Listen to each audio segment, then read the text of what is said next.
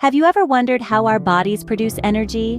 Well, the answer lies in a fascinating process known as cellular respiration. Imagine a bustling city, with millions of people going about their daily routines. Now, shrink that city down to the microscopic level, and you have a single cell.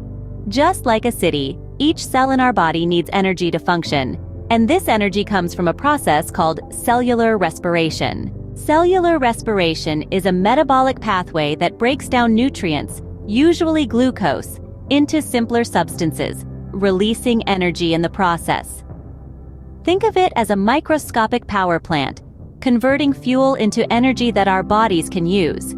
The process begins with glucose, a simple sugar that's derived from the food we eat. Oxygen, which we breathe in from the air, is also needed. These two ingredients, glucose and oxygen, are the inputs of cellular respiration. The first step takes place in the cytoplasm, the jelly-like substance that fills each cell. Here, a process called glycolysis breaks down one molecule of glucose into 2 molecules of pyruvate. This happens through a series of 10 chemical reactions, each catalyzed by a specific enzyme. Next, the pyruvate molecules enter the mitochondria, often referred to as the powerhouses of the cell. Inside the mitochondria, the pyruvate undergoes a series of reactions known as the TCA cycle, or Krebs cycle.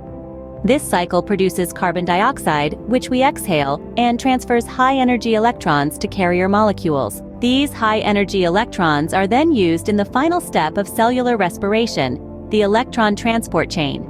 This takes place in the inner membrane of the mitochondria, where the electrons are passed along a series of proteins. As the electrons move down the chain, they release energy, which is used to pump hydrogen ions across the membrane. This creates a concentration gradient, and the resulting flow of hydrogen ions back across the membrane drives the production of ATP, the energy currency of the cell. So, to sum up, cellular respiration is a complex process that takes glucose and oxygen, breaks them down through glycolysis, the TCA cycle, and the electron transport chain, and produces carbon dioxide, water, and ATP. This ATP provides the energy that every cell in our body needs to function. The beauty of cellular respiration is that it's not just a human thing. It happens in the cells of all living organisms, from the smallest bacteria to the tallest tree.